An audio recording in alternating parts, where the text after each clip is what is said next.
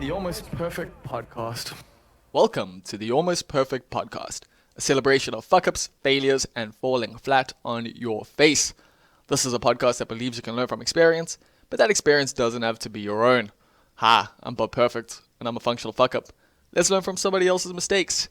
And today we are learning from Tani Mungwe. Now, Tani is a producer, director, project coordinator, project manager, script writer, and I probably, the list goes on and on and on. You can go check out her LinkedIn yourself if you want to see all the things that Tani has done. But most importantly, Tani has been very instrumental behind the scenes here in Durban's creative scene, and on a broader level as well. In the South African film scene, Tani has become one of the most instrumental figures, I think, and I think a lot of other people probably think so too. So that's why she is on this podcast today. She's someone I've had on the list for quite a while, ever since I had Mitch Harper, because Mitch and Tani work together a lot with the film festival, and I think some other projects too. But I enjoy working with the two of them at the Durban International Film Festival.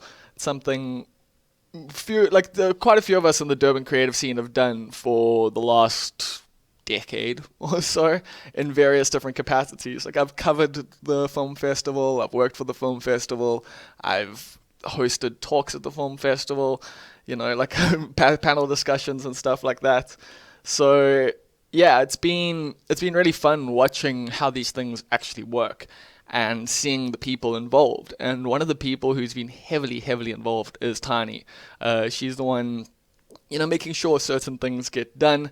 She's also helped with the programming and stuff from the film festival over the years, Time of the Writer as well, various different CCA projects. So that's the thing. Tani has been very instrumental in a lot of stuff here in Durban. And like I say, broader than that as well. But we start this conversation off mostly talking about sex work, because she is working on a documentary about sex work with Shanelle Jewnarain. And for the last 6 years, this has been a thing that, they've been trying to get greenlit. They've been trying to make it happen. Well, they've been working on it in various different ways, and they were about to get funding for it, like the next level of funding. And unfortunately, Corona hit, and now the funding, departments of various places aren't as operational as they were, and it's holding them back a bit. It's definitely making things a bit difficult. So we chat about those difficulties. We also chat about sex work. We chat about why they're making this documentary with sex workers in South Africa, about, trying to make it a legal thing, or at least decriminalize it. And we go back to, it's interesting because there was a meeting here in Glenwood, at Glenwood High a few years ago, where they had the sex worker organization, so they had Sweat, they had Sasonke come through, and we had a big public meeting, like a town hall meeting. And it was interesting to see, the various different people that were there. You had your old middle class people who were like, oh, we need to get this filth off our streets and stuff like that. And then you also had your younger lefty, types having their say. We've had, it was an interesting experience. And personally, I learnt a lot that night. And it seems so did Shanelle and Tani. And ever since, they've been working on this documentary. And I really am keen to see it, because it's something I'm fully on board with, There's so many different reasons to be sex work should be legalized. There's a million different reasons, but Tani brings up some of the most important ones in this conversation. I bring up just the, it's morally okay and this and that and everything like that, but Tani breaks it down. It's like how it actually affects poor black women, and how it affects black trans women, and how it disproportionately affects people and allows for a lot of abuse to happen. And so this project that they're working on is a way to hopefully show people what it's really like, and, to humanize things a little bit. So, that's how the conversation starts. But we do go further into things. We do chat about a lot of different things. How Tiny got to where she is today. You know, all the different things she's done over the years, and what drives her forward. So I'm super stoked with this episode. It's one I've wanted for a while. Like, I like Tiny a lot. I've got so much respect for her, so much awe for her, and yeah, I'm super grateful that she shared her time with us. So there are some connection issues with the call. I have tried to clean things up as much as possible, but just note that there are one or two moments where like it might be like stuttery or something like that. But I think it's totally fine. It's totally listenable. Listenable? No, it's better than listenable. It's quality content, baby. And yeah, this is going to be quite a fun episode for you to listen to. My apologies for not putting out too much content over the last little while. I have been taking a bit of a break for myself, I guess, and break's a good term for that. I've definitely had some moments over the last 2 weeks where I've been staring into the void again, and I'm back out. I'm good. I'm feeling good again. I'm feeling energized, recharged. I've got like some big ass goals that I want to try and tackle now. Like that's that's the thing, you know, just go towards things that scare you. So I'm on that trip at the moment. I actually wrote an article this week that I put out on almostperfect.co.za about LCD Sound System's first single. It's called Losing My Edge. I'm sure quite a lot of you have heard it, but if you haven't, you can go check that out. I wrote 1,100 words on an 18-year-old song because, yeah, I was going through something over the last 2 weeks, and you can read a little bit about it there. But yeah, man, it's this isolation has been getting to me, and then also just like the competitive nature of these things, of this content creation thing, of this producing, you know, things to put online, and then hoping it reaches the world, and hoping people, you know, engage with it. Like, I don't necessarily care if people like my stuff. I just want them to read it or hear it or watch it, you know. Like, I think so many of us probably feel that way. And, you know, personally, I've been getting a little frustrated because I do the silly thing of going and looking at my inverted commas competition, you know, people who are doing similar things to me, and I see, you know, the responses to their work, and I see the responses to mine, but like I don't actually see the responses to mine, because if I'm real about it, I get amazing responses to this stuff. I get such cool inbox messages, you know, people send me like really rad, like heartfelt stuff, and like I know that like my work does have an impact, you know, on people, because they literally tell me that. But because it's not, you know, on Twitter, like where I can share it and, you know, get that like external clout, like I get all caught up because I see other people's, you know, like stuff, and like people are like, oh my God, this podcast is amazing, blah, blah, blah, blah, blah. And like, I get jealous of that when meanwhile I'm literally getting the thing that I want. You know, I'm getting the connections that I want. And I've been trying to reframe my brain, man, and just appreciate things properly. Appreciate what I have properly, because I do have a lot. Tiny and I do talk about that a bit in this podcast. You know, it's like, I am blessed, man. Like I'm struggling. A lot of us are struggling at the moment, but at the same time, it's not healthy to navel gaze too much and to get like, not even just navel gaze, but just like get caught up in silliness, get caught up in things that don't really matter. And, you know, to rather just focus on the things that you know make you happy. And yeah, if they can also make you money, then who knows, you know? But yeah, I've been spending the last week or so watching a lot of James Murphy interviews. He's the guy from LCD Sound System. And also a lot of David Lynch interviews, which has been quite entertaining and interesting.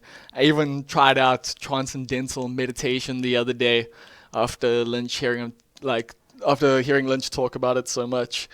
And interesting experience. I don't know if I did it right. Like, I just Googled how to do it and I tried it out. It sat for like 20 minutes, busy saying, Karam.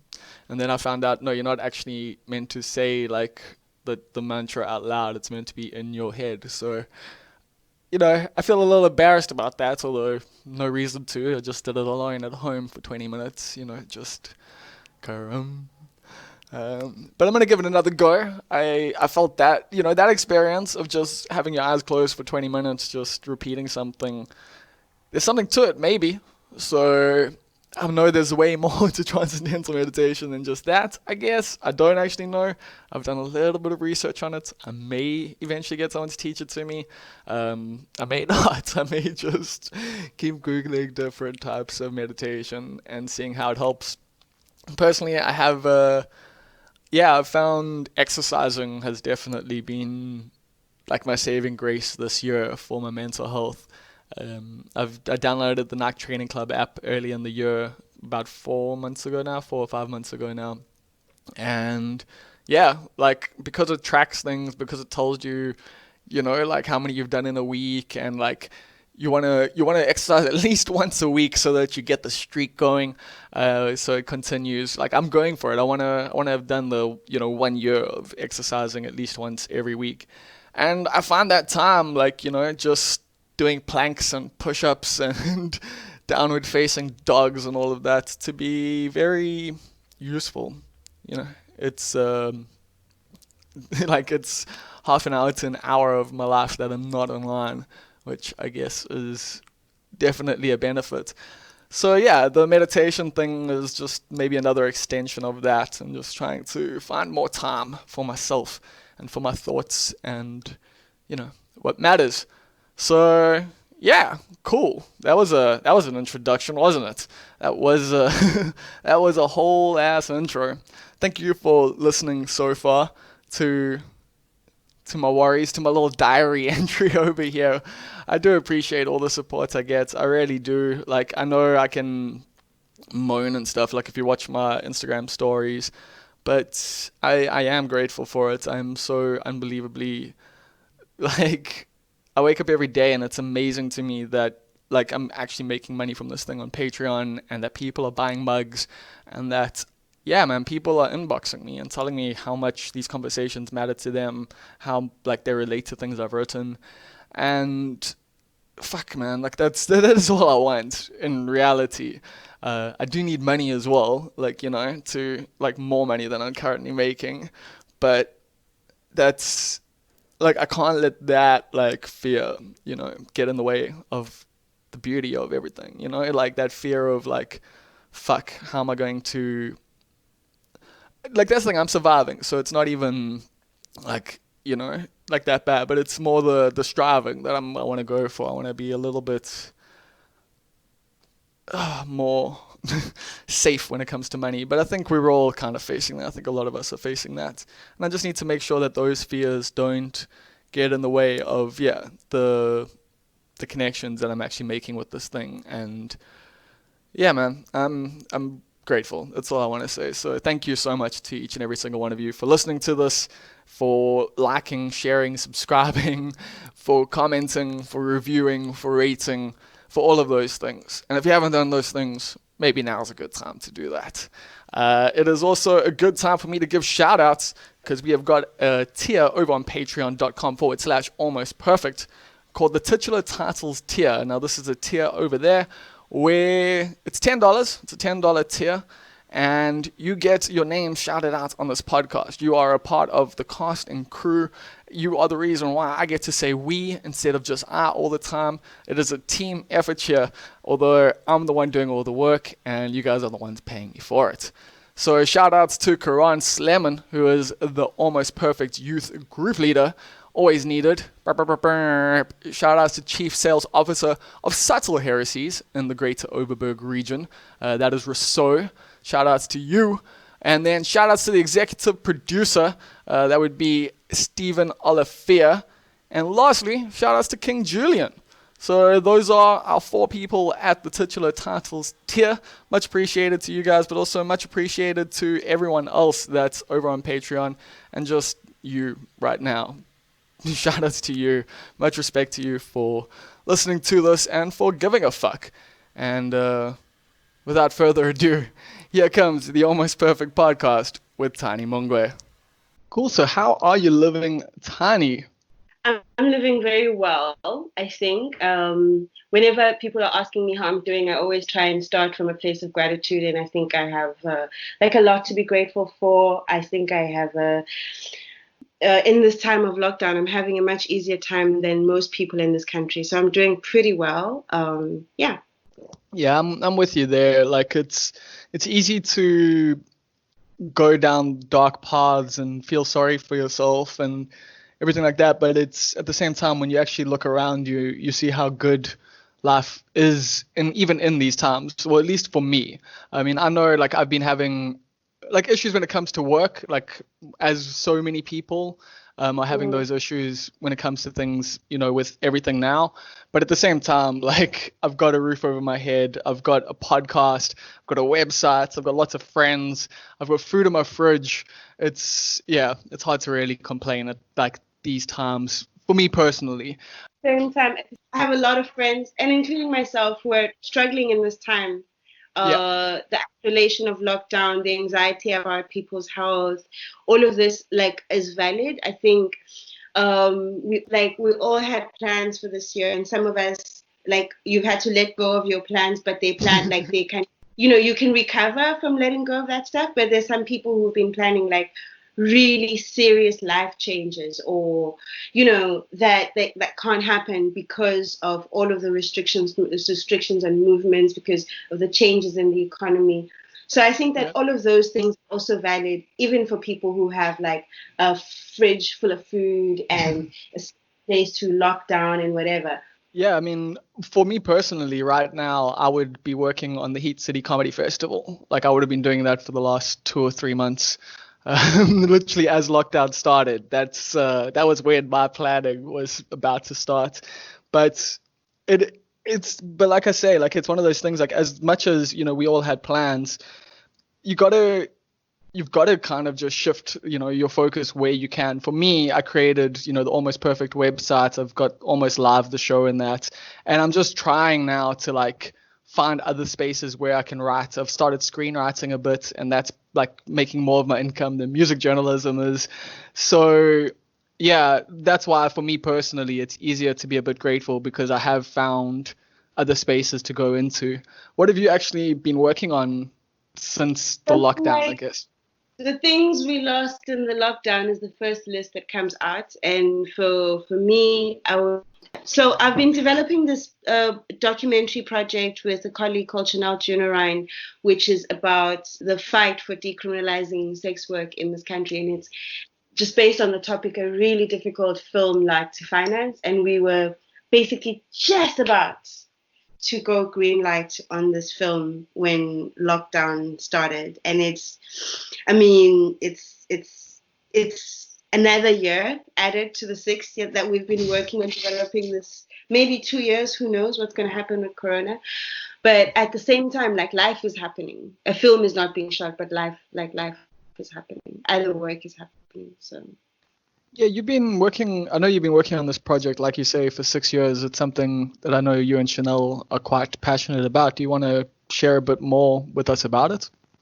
So, we used to both live in Glenwood back in the day, and the Glenwood and Umbilo and Brewer Park community policing forums are quite dexterous. And we would see them. You see them all the time, especially if you're out in Davenport Road. It's those people with the they got fancy cars now.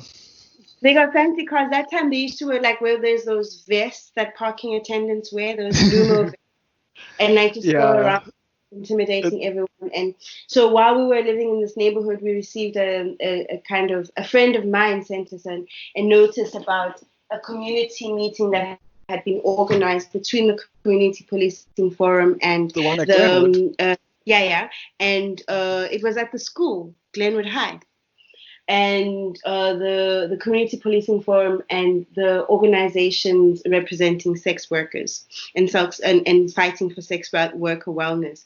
So we went to this community policing forum in order to find out what it was about, because there had been like a spate of just attacks and abuse of sex workers in the neighborhood. And this was like how we kind of got to meet the sex worker movement.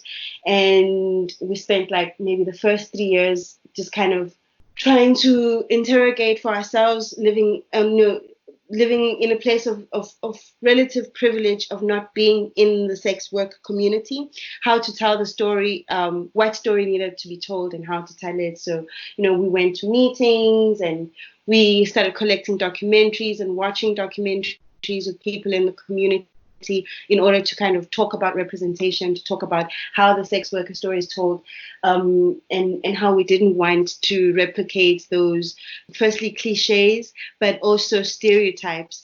And then we started kind of putting the project out into the kind of market, trying to find funding for it, and that hasn't been easy.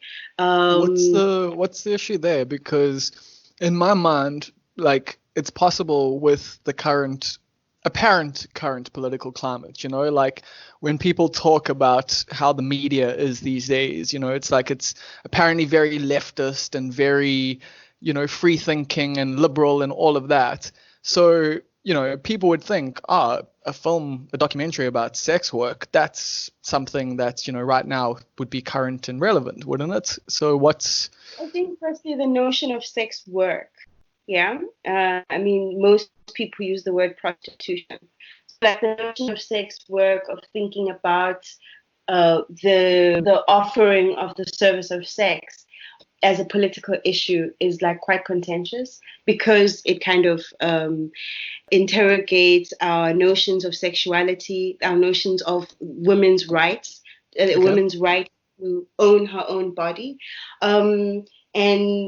So while in your kind of bubble, there might be a lot of people who are left-leaning and radical in their thinking and are able to think of sex work firstly as a public health issue, a labor issue, as well as a women's rights issue.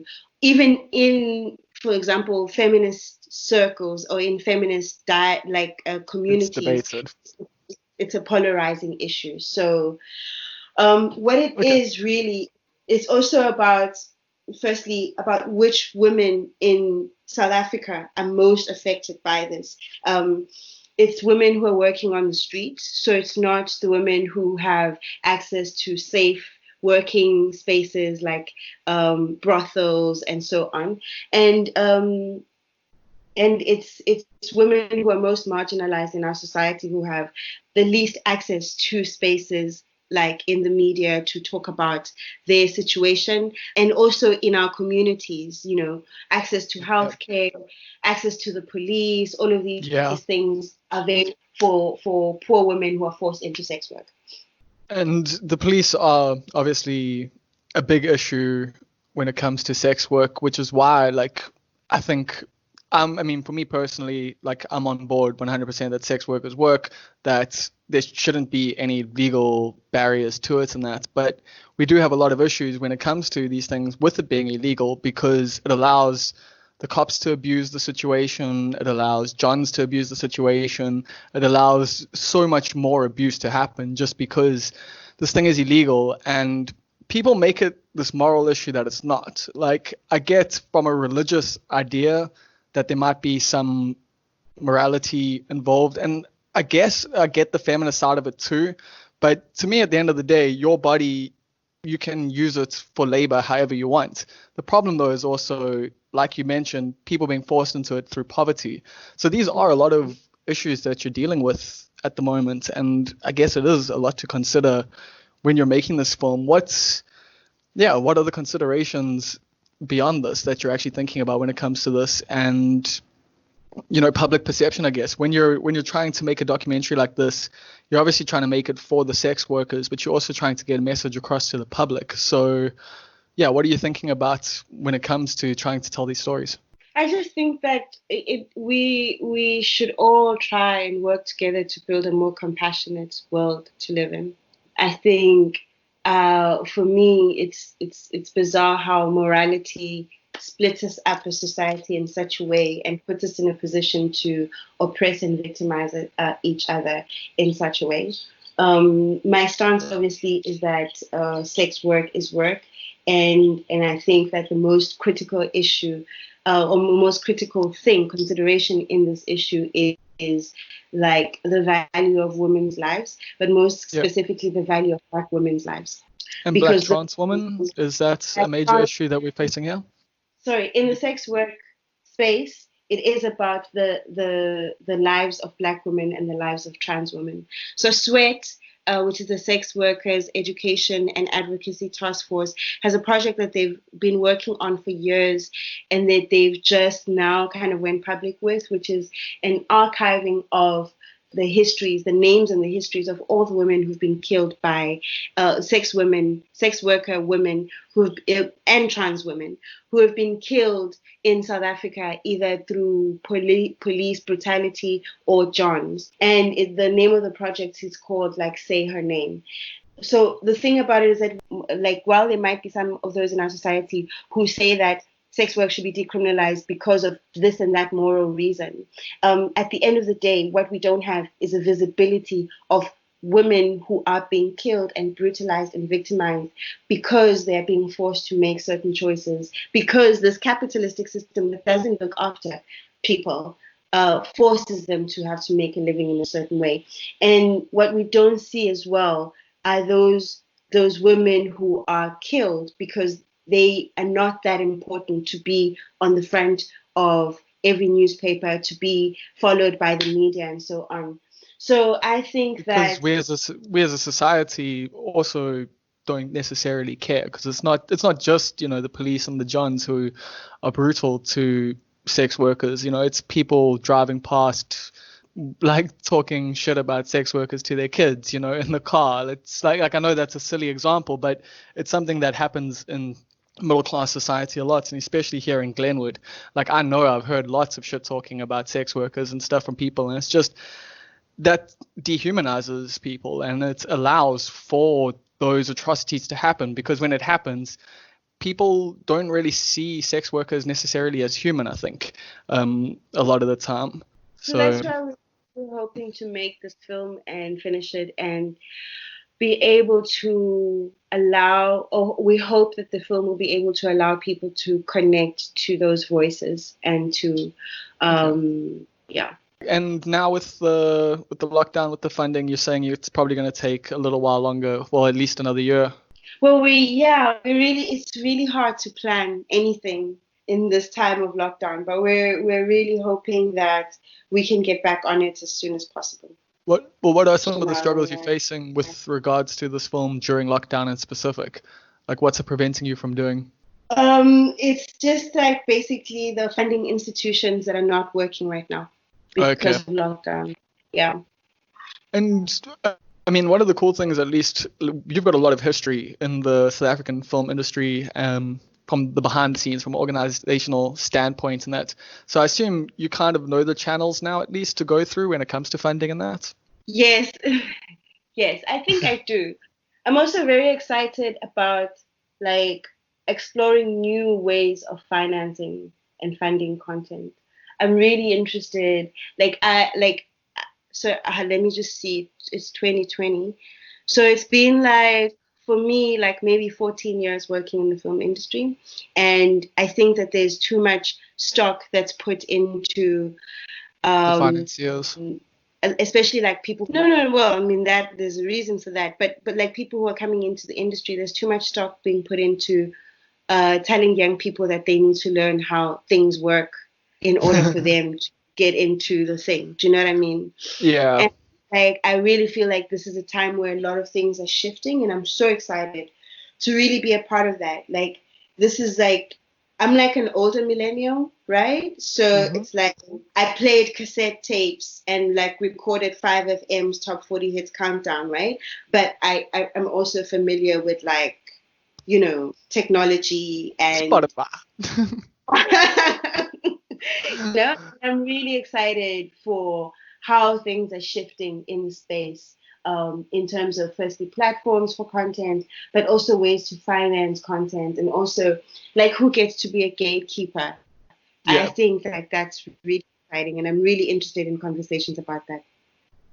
Yeah, I mean, I'm having like a lot of thoughts with regards to that at the moment. I mean, I've always kind of done my own thing and been in my own space with a lot of stuff.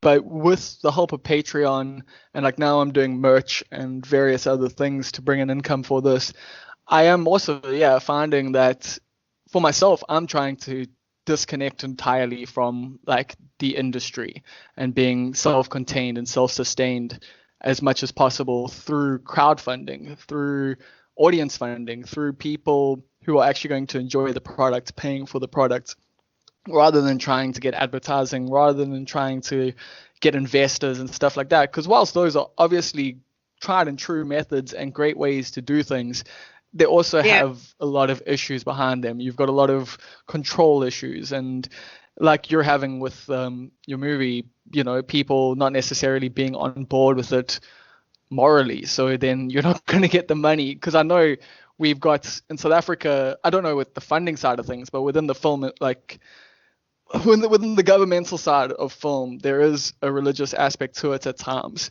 Like That I had like a South African commissioning editor email me. Like I sent him the write up, and I was like, "What up? Are you interested in this film?" And he was like I wrote a really clear synopsis that's very clear about the political stance that I take in the thing. And he emailed me back, and he was like, "I just really want to know, like, what argument are these people making about sex work?" I was like, they're making the argument that is in defense of their own dignity and humanity. What do you mean? And then he was like, maybe I'm not the commissioning editor that you should be speaking to about this. And for me, the problem with that is that actually you are in charge of public funding. You understand? yeah, This shouldn't they be decide. that it shouldn't be that it's about your moral compass. And that's where it's like a little bit tricky with like topics like this, that we're still negotiating so many values, Okay, shared values as a society, that's right? a great sentence. Like I never really thought about it that way. But yeah, we are negotiating shared values. That's such a Yeah. great way to put it. And just because I'm surrounded by people who think that my values are this way doesn't mean that everybody has to kind of be on board. Yeah. And I think that we come from a past where if you were not going to sign on with the status quo, your life would be made much more difficult because of the power of gatekeepers, of the power and the centralization of institutions and platforms and things like that. And I really feel like now that there's much more possibilities to just like create a fecundity of opinions, of platforms, of spaces for voices, that it's just like a completely different space. And it's a really great time to be involved in the business of creating ideas. And I think it's important to balance the worries about the funding and the money with like a conviction about why we do the things that we do. I don't know if we're meandering here, Bob. Please let me know Of if I'm course, hijacking. we're Yeah. allowed to meander. That's like you're one of many people who has said that on this podcast, and I always say that's what this is about. We're about just talking, and I do want to go all the way back though, because we started kind of in present day. Let's go back 14 years. You've been in the film industry for 14 years. How did you get into it? So I used to be a radio jock. I used to do like regional KZN radio. I used to do this breakfast show, and it was quite cool. I was a young diva, and I really liked talking and thinking and working through ideas. And so I was working on radio as a radio jock. First, I worked on P4, and which was like a jazz radio station, and then I worked on the graveyard on East Coast Radio, and I had really like a lot of time to think about my life on the graveyard slot. Oh, I can imagine. So I decided I wanted to write. That the one thing I knew I did well and enjoyed was writing. So I started writing and went to this film college. While I was at this film college, there was nothing happening in film in KZN, nothing happening in Durban, nothing. Then there was this advert for a script writing institution that was based in Joburg, and they were like advertising script writing masterclasses. But so then I called because the masterclasses were in Joburg. I was like, if you could find a way to come to my school here in Durban and put the sign up, it means you're aware, right, that there are people who are in KZN. So why aren't you doing these things in KZN? And then they were like, who's this forward girl? They're like, well, we don't have funding. And then I was like, it's cool. I'm studying right now. I got lots of free time. If you're trying to do things and you want someone to organize them, I will organize them. And then they were like, okay, cool, crazy lady. And then I hung up. It was a time where people used public phones. So it was like a coin, like a telecom coin phone. So then I hung up because I ran out of money. And then like a couple of months later, I completely forgotten that I'd had this tantrum on the phone. And someone called me on my cell phone and they were like, are you around? Come to the Bat Center. We are in Durban. We want to meet up with you. And then I went to meet them and they were like, yeah, we wanted to meet you because we have some funding for like a script writing lab and we wanted to know if you're still up to come and work for us. I was like, yes, of course. And then like it turned out it was a paying job. I was very delighted with that. So then like straight away from like studying school kind of fell into this arts administrator space, you know. And after that, so I was running this lab at the Bat Center, which was for training script writers and like giving basic computer training. And then after that, they ran out of funding because there was a CETA that was funding us, which kind of fell into hard times. And then I worked for a call center because at the time I was making my first documentary. So I was using my salary to fund my documentary because it's a lot, right? To me at the time, it made perfect sense to use your money that you earn doing some other work to pay for a documentary to be made, right? I mean, I still do stuff like that. So, like, when the funding in this lab ran out, I went and got a job at a call center at Discovery Health. And I didn't like the job. I mean, I did like some things about the job, like the people and whatever, but I didn't like the mechanics of it, sitting at a desk and call after call and whatever. And I was in the middle of the call, and I was so annoyed. And then my phone rang, but it was like private number, so I didn't know who was calling, and I was so bored. I was just so curious about who was calling. That's so pretty ironic. From you were working at a call center, and you got a call from a private number. That's funny. But I was like, who's calling me on my number that I need to know? So I put the person on hold and I ducked under the desk to answer this call. And the call was from the CCA. And they were like, how are you? We heard you lost your job there you stopped working at the script writing lab. Would you like to come and talk to us? So I was like, sure. And then I came to talk to them and they were like, we have some position available for like a coordinator. Do you want to work here? I was like, yes, please. Let me work here. So then I just started working at the Center for Creative Arts.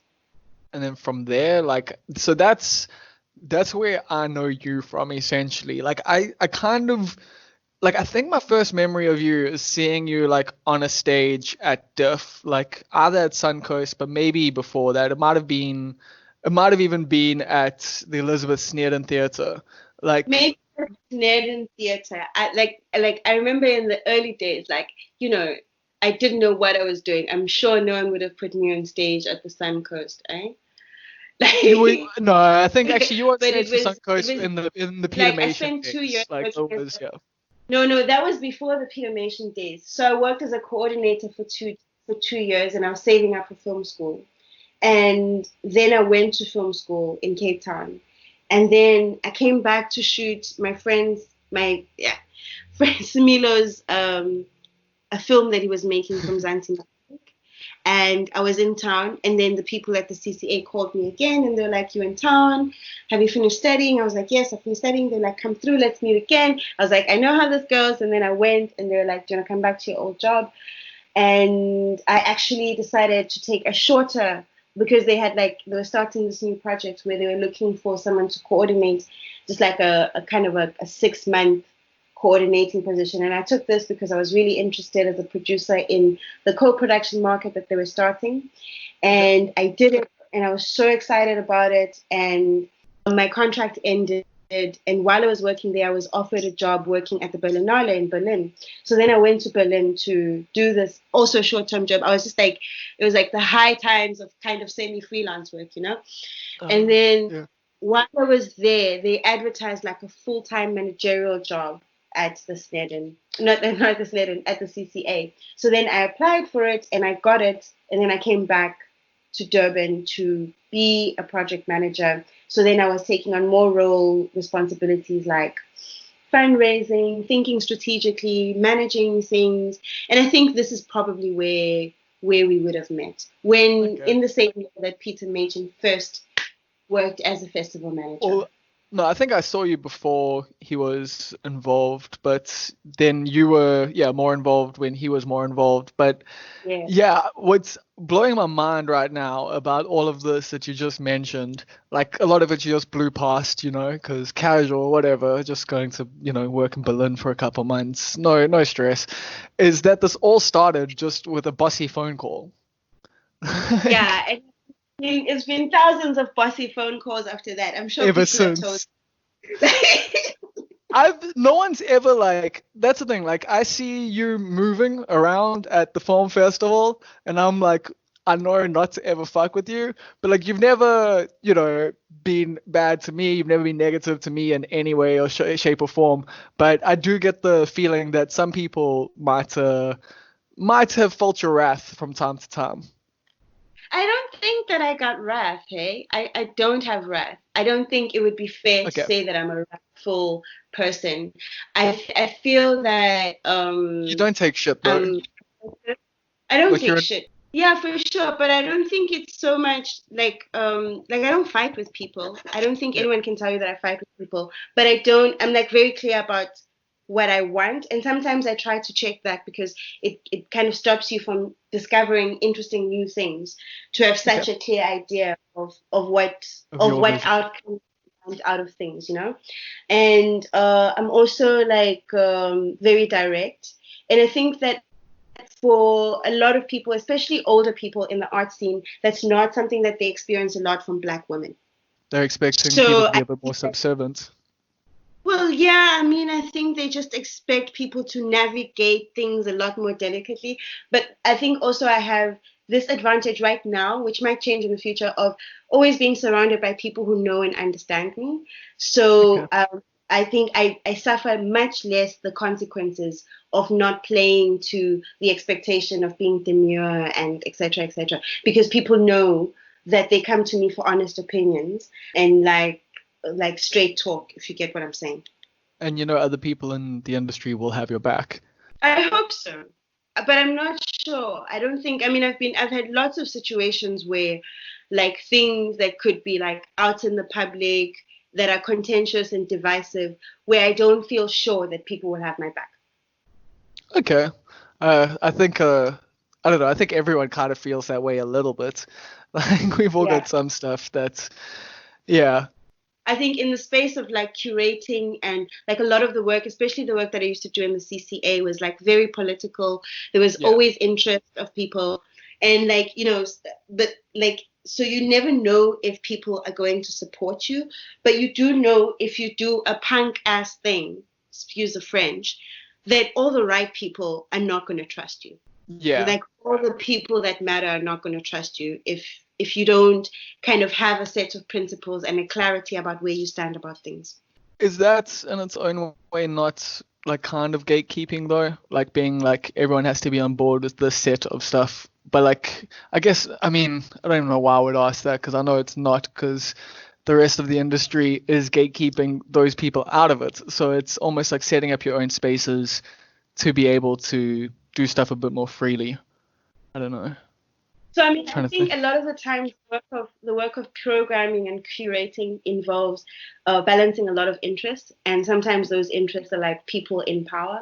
It's people in power. Literal government's power. Yeah, people in power, people with money, and then balancing those in order to have the best outcome for the art, for artists, for freedom of expression, and so on. To keep funding coming in. Yeah. So I can imagine you've got a lot of stuff to worry about when you're in those positions. You've got Do you have like literal politicians leaning on you? No, not so much. But a lot of like curatorial decisions you make will impact political figures, will impact influential people. So it's not like people are calling me and saying you're not allowed to say this, etc. That like if you are selecting this film that has this message, it's about like those interests, Okay, because like yeah, so if you select, I remember a film, Five Broken Cameras, about the Palestinian, about the Israeli occupation of Palestine. So just by screening that film, I imagine, the film festival is in other people's eyes taking the opinion that, what the Israelis are doing is wrong, they're taking the Palestinian side. And so that could come under fire by people who don't have the same opinion. So those are kind of things that you have to weigh up constantly. Exactly. And also just to think about like what is what is the purpose of what's the purpose of what you're doing in terms of the possibility for a lot of the platforms that we curate to build careers, to amplify certain perspectives. Like those are not like there's hardly ever a small curatorial decision. Because it's always such a big thing about who you're actually going to give that place to, who like, because that like yeah, just by screening something, you're not necessarily endorsing it, but you are giving that person more, you're literally giving them screen time, I guess, and you're giving their views and opinions screen time. You're giving that space at the expense of something else. Your opportunity cost. Damn, I didn't even think about that. Like opportunity cost in terms of, just film festivals, in terms of directing, because I know that from like music, like you have to do that.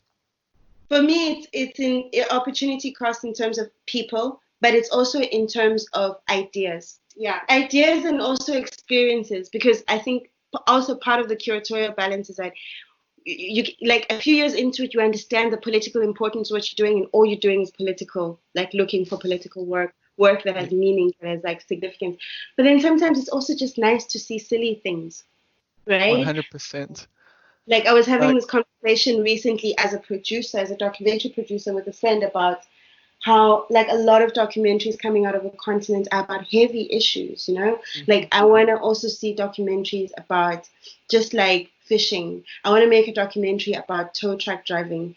I want to make a documentary about you don't think a tow truck driving documentary would be heavy?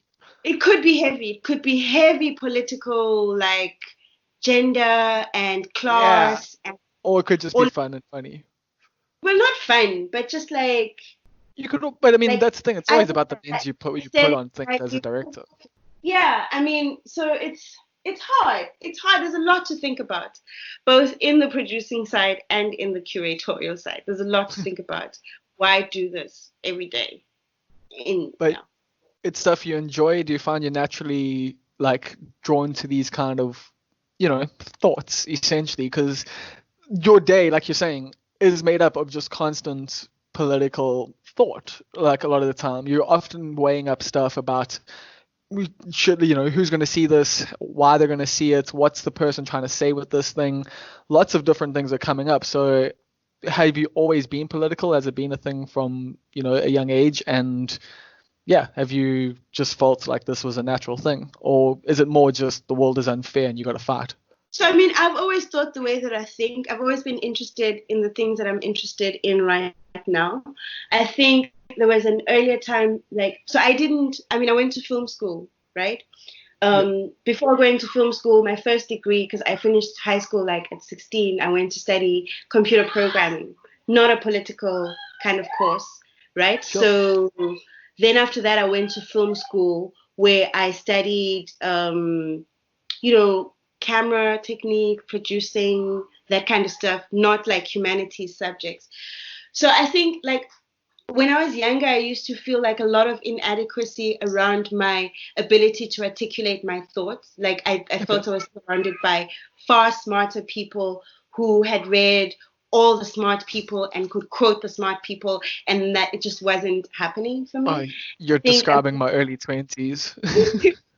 And I think I've really survived and stayed the course with the things that I like because I've been surrounded by people who are super smart but also super kind and generous, like friends like Eva Jackson and Sarah Dawson, Louise Kokora, like people who are intellectual but don't hold it against me.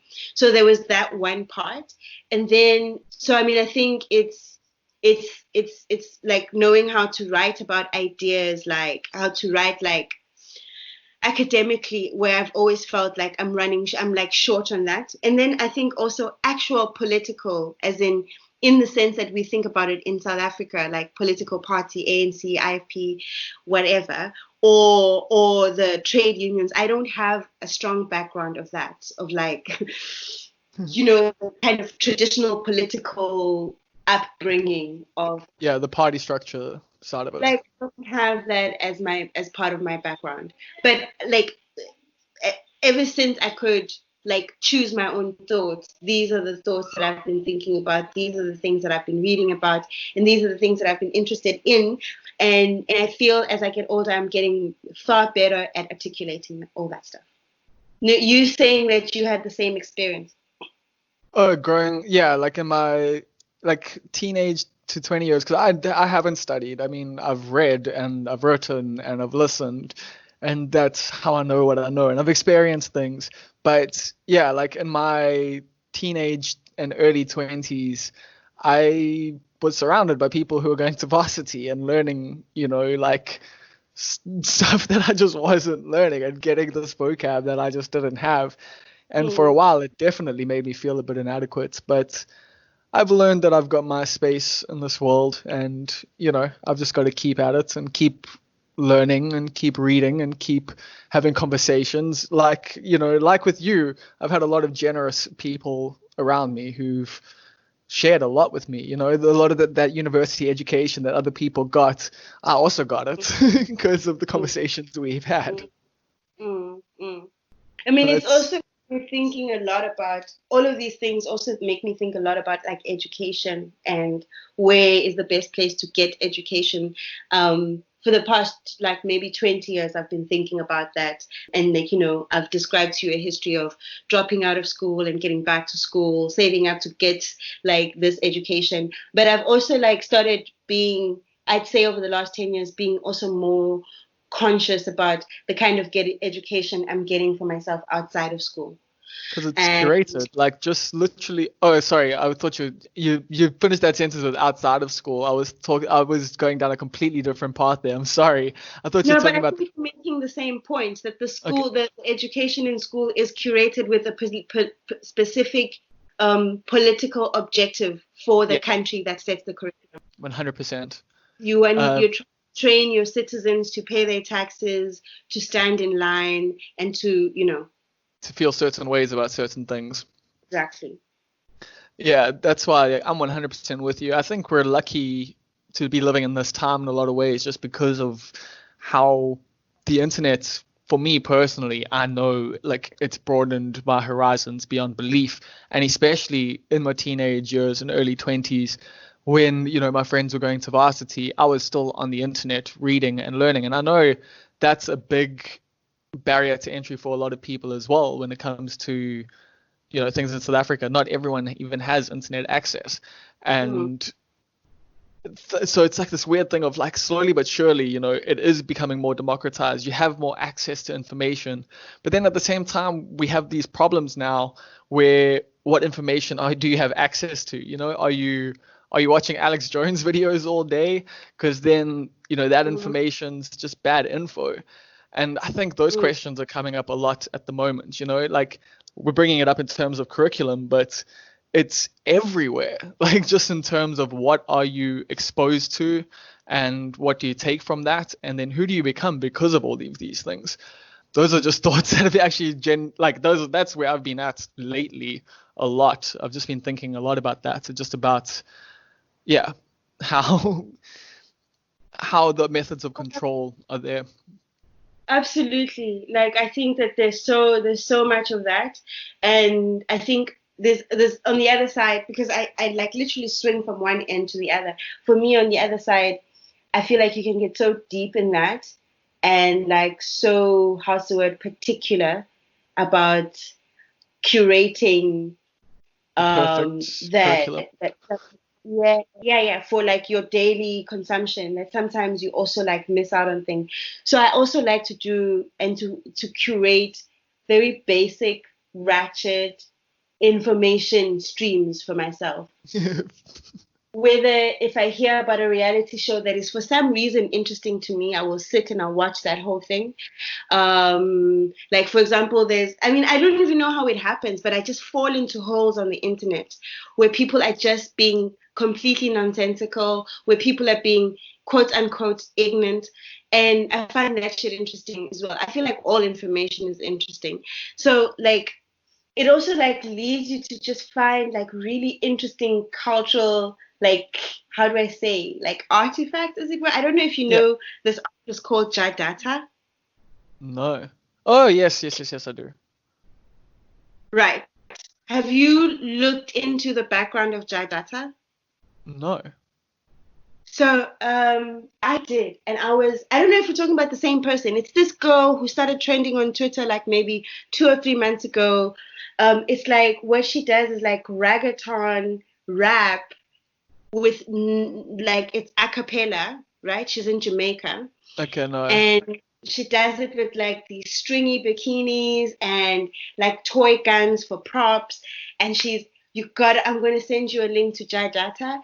But like, so everyone was like on Twitter, like just like basically like mocking this girl because it's kind of funny, it's like very low production values, the music and the rap, everything. The videos are shot in selfie mode, that kind of thing. But like then I started looking into her, and it turns out that she's this girl who was like Jamaica's next top model, basically, and had like an affair with the minister of finance in Jamaica. Okay, not Jamaica. I'm gonna find the name of the island. And then what happened to her? And then basically they tried to like force her into a threesome, the minister and his wife or something. And then so she basically tried to stand up for herself, and they had her committed to a mental asylum, which basically obviously affected her mental health. And I'm Yeah. just like, really obscure, like, but if you spend like a good 45 minutes, and this was what happens to my productivity, like really looking into something, like a really interesting story will come out of it. But that's not like necessarily controlled media. That's where like the internet is democratic, where it is free, where you're literally finding something obscure that like I guess the algorithms help to get to you like eventually, but it was like a pure piece of content in its own way, and it has this backstory. No, but it's not like published by this institution and this authority that makes the information get to you much quicker. Do you know what I mean? So Yeah. I just really feel that our old ways of producing knowledge made it not possible for us to find out about very obscure thing whose Yeah. intellectual value is lesser because it hasn't been put through a kind of sausage factory of knowledge. Oh, yeah. I don't know. Do you listen to revisionist history at all? It's Malcolm Gladwell's podcast. Anyway, this week he had a whole thing about like doing elections by a lottery, Mm. and I think you would quite appreciate that because, yeah, just in terms of access and just like people being who gets elected and how they get into those positions, it favors certain characteristics. Exactly. I'm gonna listen to that podcast. I just sent you a link to the article about Jad Data. I think you'll find it very interesting. Cool. I'll put it in the show notes for the show as well, so whoever's listening can also take a look at that. Because that is quite interesting. One last thing I think we can chat about. You've got so much going on in your life in general that like picking what it is you work on to actually like focus on was quite difficult. But we've chatted about it before. I know we were going to do a fundraiser. We probably still will at some point.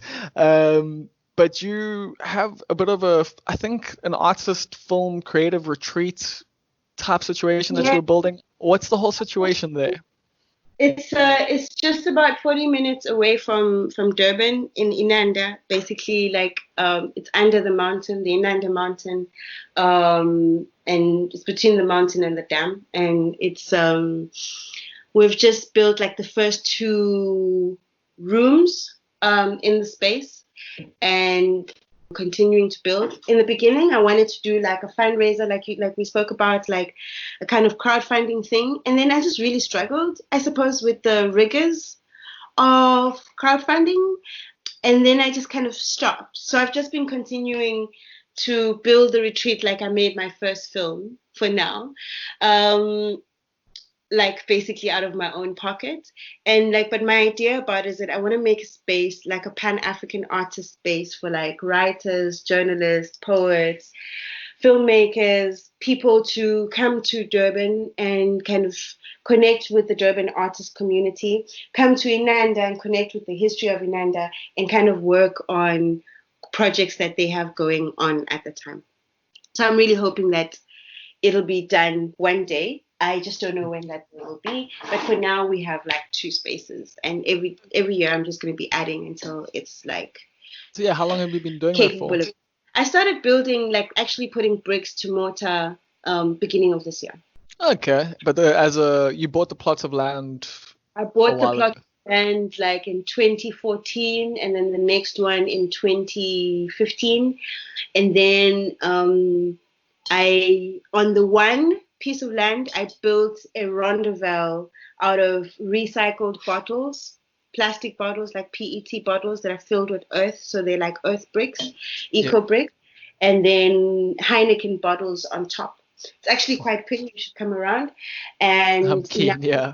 Yeah, and now we've just built like a 2-room building on the other side. And so we just kind of keep adding to it until it's ready to host people together.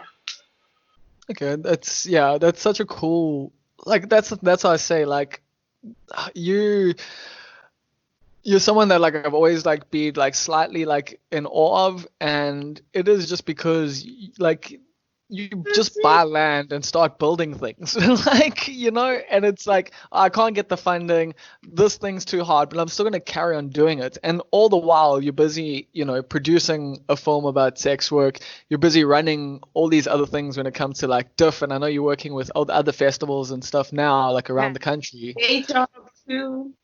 Pardon? I have a day job too, so it's rough, yo. Oh snap! I didn't even know. I thought the film stuff was your day job. No, that's not my day job. My day job, I work as a producer at Steps in Cape Town. Oh yes, I saw that. Yeah. Actually, my day job is quite exciting as well. I'm producing a series, an anthology of 30 films in 17 countries across the continent on the topic of migration. So it's my first time producing like on that level. I have an amazing mentor, like my boss, and I'm like learning how to like make documentaries, and I'm working with amazing filmmakers.